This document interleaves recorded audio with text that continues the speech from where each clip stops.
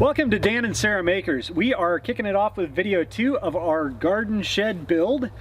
But first, a word from our sponsors.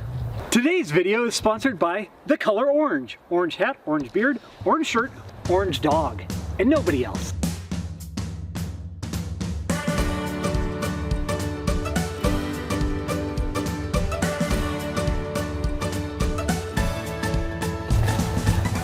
So, as we went through with our first video, I talked about this tree right here. Imagine the tree there, and this tree right here. Imagine this tree here being right in the area where we want to put our garden shed.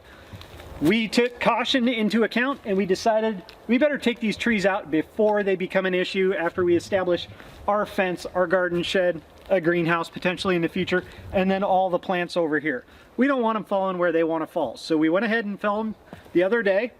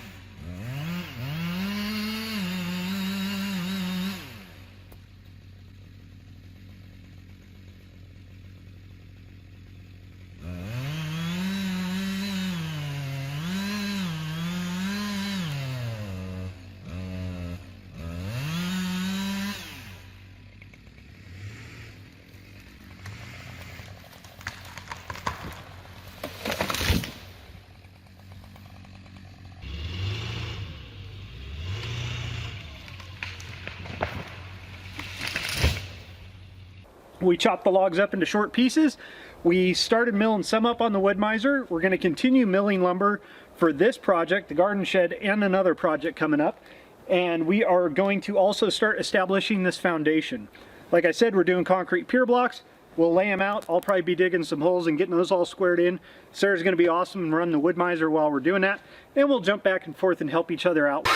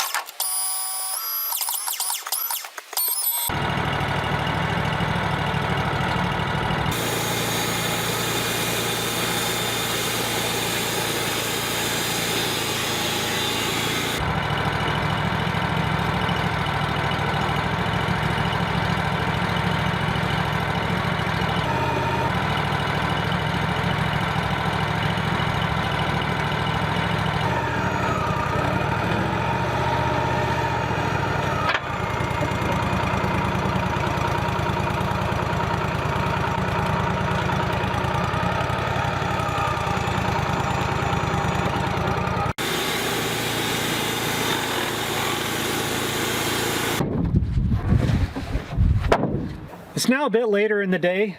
We have milled some lumber. We've sweated and cleared a bunch of the organic material from areas underneath where our shed will go.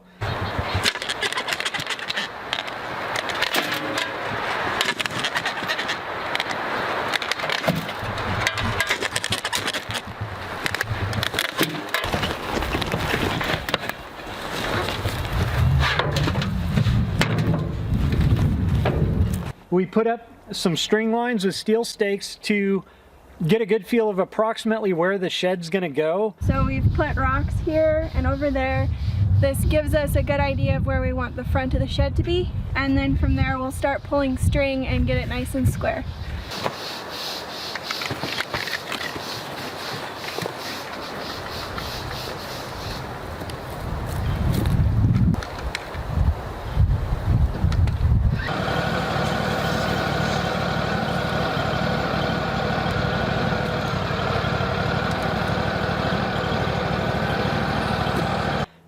We've shifted a little bit around, but we're pretty comfortable with the basic layout right now. What we're going to do is we're going to install batter boards, which are going to be a much more solid, permanent way of referencing where the shed's actually going to go. And when we're going to be digging in and installing pier blocks in specific areas, that's where the batter boards really come in helpful, because we can restring it, and we know that our strings aren't moving.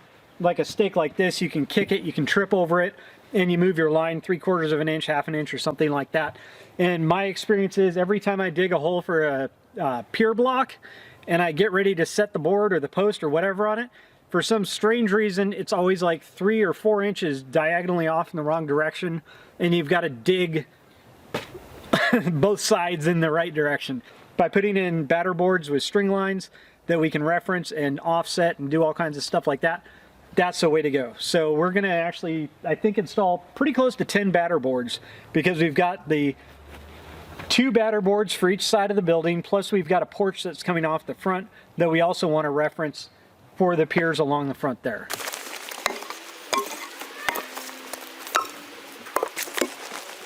We got a 2x4. We're going to try and install them level. Okay. They don't necessarily have to be level all the way around, but we don't want 2x4s going like that. Okay, so the batter boards that I've seen were made by 2 OCD people. Okay. So I'm not sure how, like, you're gonna build these. You could do the style where you nail them together in the corner, and then that means that you're fixed where you have to have it there. Okay. Or we can do one here. We can do one here. I typically do 4 stakes. Oh, 2, you're using stakes to hold them. Yep. Ah, okay. 2 on the inside, straight down. So when the string's pulling, it's pulling against the board, against the stake. Okay. Then I do one diagonally in. It doesn't matter which way. And then another one this way. Okay. So I just want to go out far enough. This is the edge of our deck or building. So I don't want to put it like right here, or else we're going to be fighting it. Right. So I want to be far enough back so that we're not in the way. But we have already checked the diagonals, so we know that we're within like 4 inches of accurate. Yeah, maybe a little bit closer. Yeah. But anyways, I'm going to go ahead and start driving a stake. These particular stakes I have, they have holes drilled at 90 degrees, or a T basically of each other. Some stakes are spiral holed, but these are in a cross like that. I'm putting the stakes on the inboard side so the string will actually pull the board tight against the stakes. I'm watching where my holes are, not over driving them, so I'm out of holes.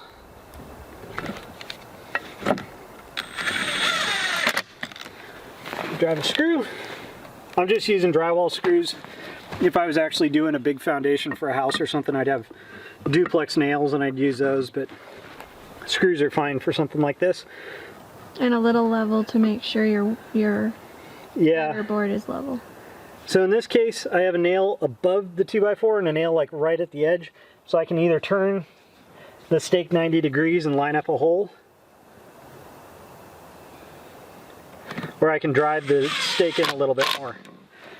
The reason I do it level is because if I want to move my string line 3/4 or 3 inches or whatever from center line of wall to inside a wall or outside or whatever, I don't want the batter board at an angle and measuring the hypotenuse or diagonal. Yeah. So by taking a second and making sure they're level, that's beneficial. Now, this is fairly sturdy, but again, it could move this way or it could move this way. So I'm going to take 2 additional stakes. I'm just going to take one across the top here And again, I'm looking for the nail holes. And I'm going to drive this one until this last nail hole is right in line with the top corner of the 2x4.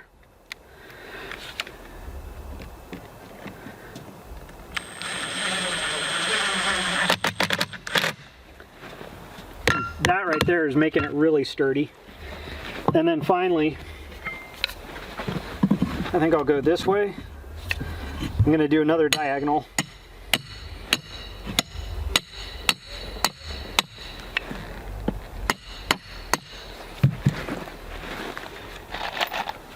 And if you notice, the batter board is fairly close to the top of the stakes. And I'm running the stakes fairly close to the top. So that you just don't impale yourself? Reduces impalement hazard. Yeah, if you had a stake like that and you fell on it, that'd be bad news. Whereas this, it might punch a hole in you and do a cookie cutter thing, but it's not going to get as close to vital organs. Now, if you hit your head on there, that'd probably be pretty bad. But that's a batter board. So that's how we get it roughed in. We're in line with our string. We can bring our string across the top of it. We can make a mark where we want it. We can put a nail there so we can stretch our string, reattach it at any point and re-establish our lines. Like I said, if this is center line of our wall or outside of our wall, we could always do whatever offsets we want. For a house or a large foundation where you're actually going to dig for footings, you might want these to be 4 or 8 feet wide, because you might want to actually establish the cut line for your trench for a footing. So when they come through with a backhoe or something, you can spray paint and say, okay, dig along this line. And then they dig it, obliterate all the marks, you put your string line back, you know where it is. So that's the benefit of these. We got 2 deer. We've got a doe and a little spotty fawn over here hanging out. We've got one of the few actual water sources up here year-round, and everything's drying out pretty good, so the deer are eating the green grass and hanging out by the little pond.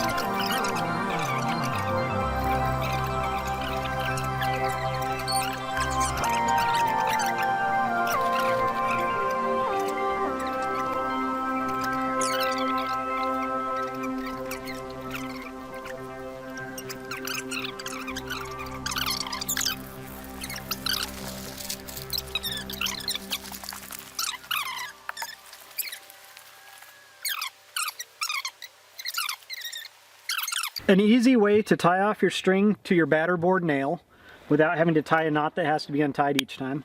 I'll basically take my finger and figure out about where the string's going to go around the nail, and I'll fold itself back on itself or form a bite. With my finger through that bite or loop, I'll just twirl my finger around 3 or 4 times so it's spiraled. I'll pull that loop around the nail, and holding on to the loose end, I'll pull on the line that goes along the foundation of the building towards myself, and I'll pull that loose end away from myself. And I'll keep doing that, pulling up slack until I feel like it's tight enough, and then I'll pull the loose end back towards the nail, and when I let go, it twirls itself up and locks itself off. And then I get a nice tight string line.